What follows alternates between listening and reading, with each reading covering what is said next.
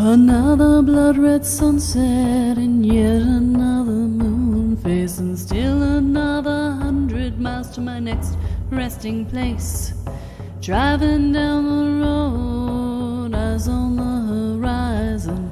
Within my car, I'm all alone, but feeling good and feeling strong, knowing that this path I'm on brings me to myself. I'm driving. Hey now all, I'm Joey C. Welcome back to another episode of Spirit Sherpa. This is the show that helps and encourages you on your journey to unlock your magic mojo. With me, as always, is the Spirit Doctor, Kelle Sparta. Hey, Kelly. Hey, Joey. I want to ask how you're doing, but I know how you're doing. Yeah, 90% of my life is in boxes. That's how I'm doing. Yep. I'm learning how much I don't need is what I'm learning. Okay. Yes. That works then. That works. It does. It's a perfect time of year to have all kinds of turmoil and upheaval in your life. You know, we didn't do the holidays last year because we were too tired from moving. And so we were like, yeah, we're going to really do it up this year. And then not so much. You are creating a new tradition, and I don't know that you like it very much. No, but that's all right. It's always, it's worth it. Yes. You know, I mean, that's the thing, is that you've got to recognize that while it may be inconvenient and uncomfortable and icky in the moment, it is a means to an end, and that the end is totally worth it. You know, you get there and you try not to bitch too much along the way, and you try not to get into your victim self, because, you know, it's very easy to go, wah, what was me? Wah, right? Yep.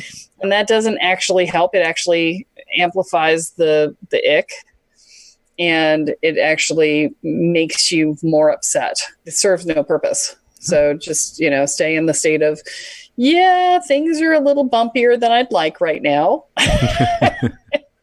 You know, I'm not calling uncle yet because, you know, it's not horrible. It's just, you know, not great. Right. And I was like, okay. But the good news is that when I get there, I get to have my new house and my hot tub, which for the last 15 years has been my definition of success, is having my own hot tub, because it would mean I own my house and I had enough extra money to buy a hot tub, right? That's what success has been defined as for me. I get to be like, yay, I'm successful. Right? So, you know, a little bump along the way, no big deal. Life goes on. And that ties in well, I think, possibly, to what we're going to be talking about today, which is along the lines of that things can get bumpy, but it's all for the greater good of your own journey. And we're talking about spiritual awakenings. Yeah. Yeah. What's been happening is that I've been getting so many communications from people through Facebook and online, and people setting up discovery calls, and, you know, just any number of ways in which people have been connecting to me. And they're all coming in going, weird shit's happening and I don't know what to do. And I don't know that I want to be this person. But I kind of think it's cool, but I don't know what to do. But I kind of think it's cool, but I don't want people to think I'm a freak. There's just this theme of people waking up, and, you know, suddenly they can talk to ghosts, or they're channeling, or, you know, they know things that they have no right to know, or, you know, any number of things. They're having prophetic dreams. And I wanted to talk to people about this, because it does just sort of wake up for some people. It just like, bang, it's right there. And you're just like, oh my God, now what? Right. And I get this from a lot of people who are listening to this podcast. So I kind of feel like the podcast is drawing that particular group of people. And so I felt like it was time for us to have this conversation, so that if you are not one of the people who have reached out, but you're still having that experience and you're like digging through the podcast trying to find an answer, I thought I would just give it to you here. I thought that might be nice and kind. So, you know, a spiritual awakening is basically where you suddenly stop being oblivious to the spiritual world in some fashion. Okay. I say stop being oblivious because we've always been connected, right? And we just, sometimes we convince ourselves better than others that we are not connected. And so, the awakening process can be subtle or it can be extreme. There seems to be, based on the feedback I'm getting, it seems like right now is a time when a lot of people are having that experience of the more extreme awakenings. Those can be quite disorienting. Yeah. Being able to know how to navigate the process is useful. When you're waking up, the first thing I want to tell you is nothing happens without your permission. So if ghosts are talking to you and they won't shut up, you need to know that you have the absolute right to kick them out of your house just like you do anybody else. And politeness is not required. Okay, well, that makes the movie Ghostbusters kind of a farce now. Well, Ghostbusters was never really based in reality in the first place. The movie Ghost is closer than the movie Ghostbusters. Right. But, when she would tell people to stop, they would stop. Right. When Oda Brown would tell them to stop, they finally did stop. And that's what I want to say is that if you are not happy with what is happening, you can tell it to stop. So we'll start with that. But be careful that you don't just shut it down. Right. Because if you shut it down, it's harder to get it to open back up. So the fear piece can be a big factor because if you tell something to stop while you're afraid, you could shut down your abilities in a way that would make it very difficult to get them to open back up again. Because fear is a powerful emotion, and therefore it is a powerful turbocharger. And therefore, anything that you fuel with that fear is going to be really solid. So if you say, I don't want to see ghosts ever again, and you put a lot of fear behind it, and you're really solid in that commitment, you can shut it off entirely. Yeah. My mother did that. That's why she raised me in the New Age movement, is because she scared herself and she shut it down with her fear, and she never got up to open back up again, no matter how hard she tried. What I would say is if you want it to shut down, just get out of your fear before you do it, unless you want to shut it down permanently, in which case that'll do it most of the time. Okay. The second thing is there is a moment in this work where you come to a realization that you are no longer normal. And the sooner you accept that you are no longer normal and that is just what is, the happier you're going to be. Because the more time you spend trying to convince people that you're not weird, the more effort you're going to waste. I want to stop you there for a second, because I think that there was something really important in what you said. You said that you need to accept that you're no longer normal, but then you also said, stop trying to convince yourself that you're not weird. And I think that people equate not being normal with being weird too often. And I think that that's an important thing you just said there. Just because you're not necessarily following what is considered perhaps to be mainstream by societal expectations of today, it doesn't mean that you're weird. And I think that's important. Well, I am weird. Well, you are, but that's different, Kelly. And I say that out of love. I tell most people, I'm like, if you're not weird, I'm really not interested. I spent a lot of time, for me, it was, and this is what I'm hearing from a lot of other people too, was I really wanted to have these gifts and I really wanted to be this person, but I didn't want people to stop taking me seriously. Yeah. And there's a way in which the woo-woo stuff makes people sort of write you off. Yep. Or at least that's the perception that you get. Yep. And the fact of the matter is that I'm very grounded and I'm very solid and I'm very, I have a lot of things about me that are non-woo-woo.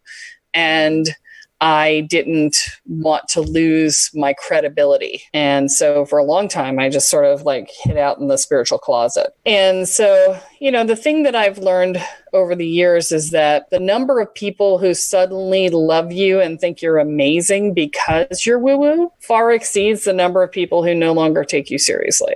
And if you are serious enough and grounded enough in everything else you do, they generally just consider you eccentric, and they continue to communicate with you. Right. With the obvious exception of the, extreme Bible thumpers who've decided that you now truck with Satan. So you can't do anything about those people. Right. There are going to be people in life who like you and people in life who don't like you.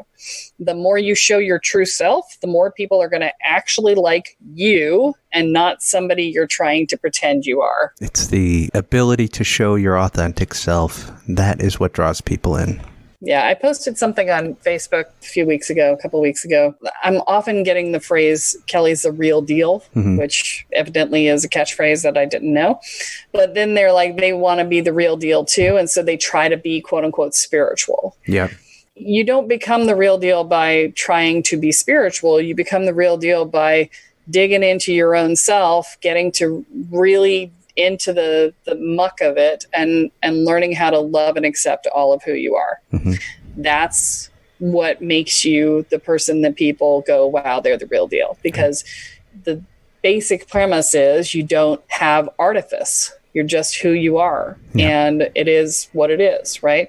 And there's no manipulation that's necessary of others to make them like you, because you like you.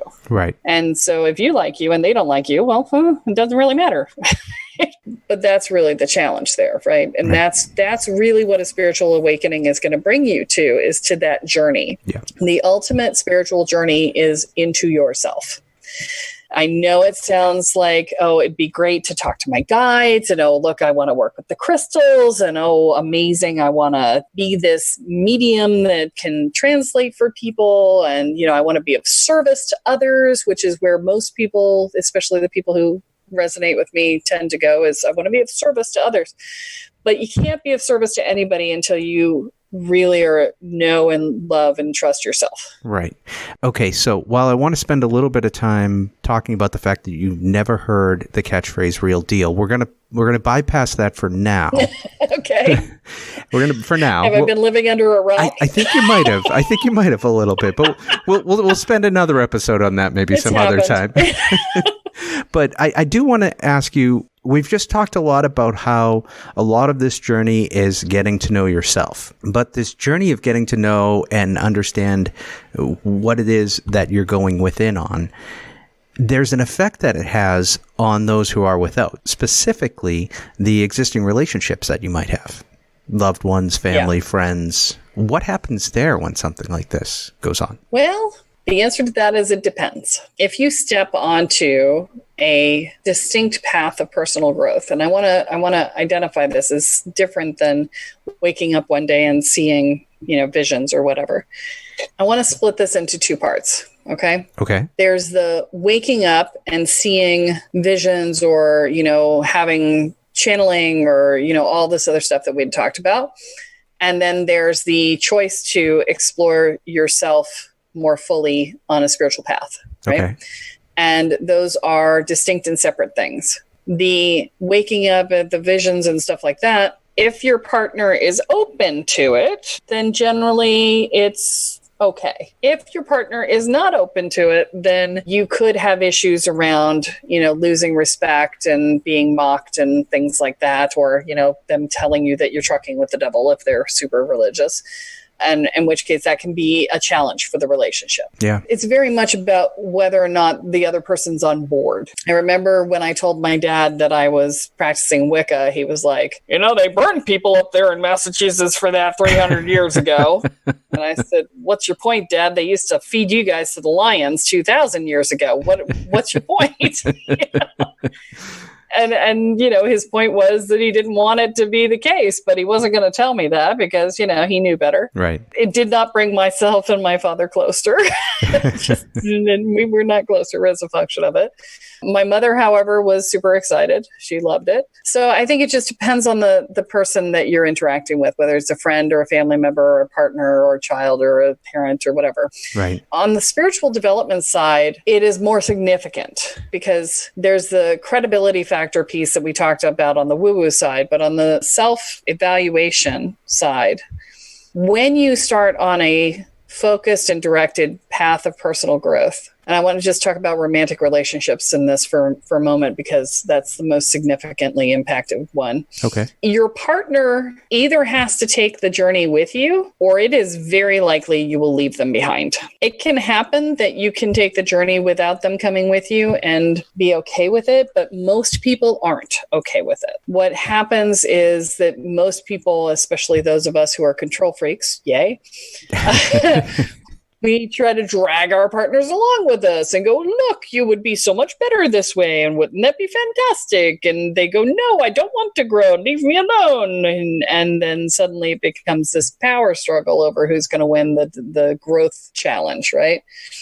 If you can allow your partner to remain who they are and not become dissatisfied with them for not growing with you, then you can continue to have a relationship with them. If you can't, and they don't want to grow, the relationship will eventually peter out and end. And that goes for any sort of transition you go through in your life. If you're expecting everybody else to believe in what you believe in or feel or experience, you're going to be setting yourself up for some heartache there. Yes. And this is one of the things that people have to come to terms with when they start doing this sort of work, is that the people that you are with right now in your life are people who are there because they're at the same level of spiritual development that you are.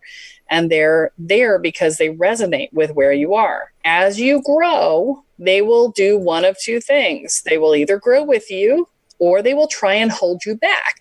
And the reason they try and hold you back is because they don't want you to leave them, and you growing forces them into a position of either letting you go or feeling compelled to grow with you, and they don't want to. And the cognitive dissonance that's created from that causes them to try and drag you back to be the person they've always known you to be, because that's who they're comfortable with. And so you have to come to terms with the fact that if you start doing a regular path of personal growth, you're going to go through fallow periods where you have let go of all of your old friends and you haven't yet made the new ones. And that's a theme that will follow you in your life over and over again as you go through this process of up-leveling. Right. Each time you bring in the new group, they take you to the next level.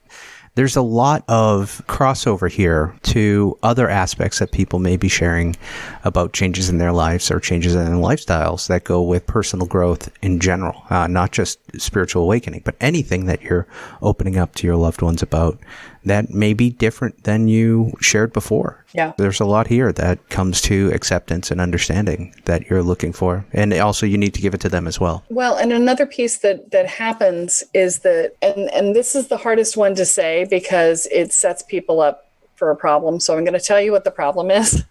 Okay. I'm going to tell you, oftentimes people will go into a personal growth process and what they really want is they want the other person to change. Right. And they'll start taking classes and then sharing the information with the other person in the hopes that the other person will change. And that's not how that works, whether it's your partner or your parents or whatever, right? The only way that you're going to get a different response from the other person is if you become another person that's interacting with them. Mm-hmm. So if you behave differently, if you are someone different to them, then you will elicit a different response, theoretically. Right. It doesn't work all the time. Right. And you can't guarantee it and you can't count on it. And it's not a good reason to do the work. Trying to change someone else's behavior is not a good reason to do work on yourself. It is you not. need to do work on yourself because you want to be different, because you want to feel differently. Exactly. Because you want to take the journey. And then sometimes, as a consequence of the journey you've taken, you behave differently, you interact differently, and therefore sometimes, no guarantees, somebody else will behave differently back to you. But what I find more often is that people start the journey with the intent of trying to change somebody else. And then they end up getting frustrated because they didn't really want to do the work for themselves. That's very, very true. And that's important because you can't force somebody else to make the change and you can't base your change off of what you want from somebody else. It needs to be for yourself. There's what needs to be for that. Right. Awesome. Well, this is a lot of good stuff, a lot of very deep impactful stuff. And you're saying that people are noticing this and they're feeling this, and you're getting a lot of communications about it right now. Yeah, it's been an interesting journey. I'm seeing a lot of people waking up, which I'm attributing to astrological changes, or, we're hitting some sort of tipping point energetically. I don't know. But something is happening that's causing a lot of people to wake up. I saw it start to happen. I saw the emotional awakenings start to happen right after the 2016 election, where so many people were upset and felt out of control. And so they started to say, well, I can't control the outside world. I'm going to control my inside world. Right. So I saw a lot of emotional awakenings from that. Now it's more of the spiritual awakenings. And so I don't know if it's the same people. It could be. Could be that the emotional awakenings took a couple of years to percolate, and then they're resulting in the spiritual awakenings. Yep. Or it could just be that there's another wave of energy coming through that is creating the spiritual awakenings, with all of the downloads that we were talking about in the last episode coming through. That could be part of the cause. But a lot of people are having these, woo-woo wake-ups. I should patent that, woo-woo wake-up. I love that. That's cool. But they're having these woo-woo wake-ups, and it's bringing them into a different state of awareness. And so with that, it comes with its own challenges, right? Yeah. So the one thing I really want to leave you with on this topic is, don't try to control so much, specifically other people's perceptions. No matter how hard you try, you really can't. So the sooner you give up trying, the happier you will be in life. Release control, says the control freak. Wouldn't teach it if I didn't need to practice it. Let go or be dragged. Let go or be dragged. Yes, we talked about that last time. That is perfect. Well, I am going to encourage all of the people who listen to this episode to go back and listen again, but this time maybe with a notebook. Because you gave us a lot of information in this episode that I think is going to help people, but I think they're going to have to go back and hear it a second time, because there's really good stuff in there, and it goes really beyond even the initial question is the impact of spiritual awakening. It's just the personal work in general and how significant that can be. Yeah. All right, folks. Well, again, I say this a lot. This is the type of stuff that happens when you ask questions in the Facebook group, the Spirit Sherpa Podcast After Party Facebook group. You ask questions in there, or you reach out to Kelly and ask your questions. It turns into a Spirit Sherpa episode. I mean, wow. That's pretty fantastic, right? Works great for me. Yep. It helps keep the content alive. Thank you for keeping the content alive. So go in and join the Facebook group. You can find it by searching Spirit Sherpa Podcast After Party in Facebook, and join the group. You can catch up with a lot of the people who've been guests on here. You can ask your questions. You can interact with the community, which is a huge important part of the work that you're going to be doing that we talked about today, is finding your tribe. And that's a lot of what you're going to be able to do there in that Facebook group. Yeah. There are people who have said to me that they're really grateful for the group because there isn't anybody around them who is of a mind for this. Right. And so having access to the group is a great way to create that community. Absolutely. And if you like what is going on here on Spirit Sherpa, then we ask that you subscribe to the show and you rate it on whatever podcast listening application you're using. We would greatly appreciate that. There's lots of ratings coming in, and they're all very wonderful, and it gives good feedback to the work that's being done. Yes, thank you so much. If you're one of the people who have rated already, we really appreciate you.